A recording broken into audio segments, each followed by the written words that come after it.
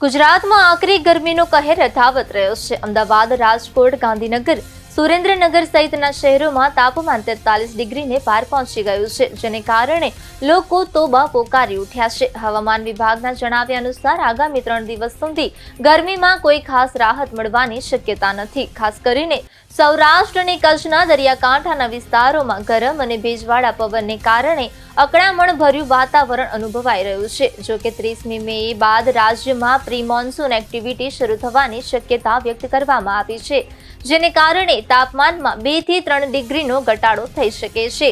30 મે થી 1 જૂન દરમિયાન રાજ્યના કેટલાક વિસ્તારોમાં ગાજવીજ સાથે વરસાદની આગાહી પણ કરવામાં આવી છે.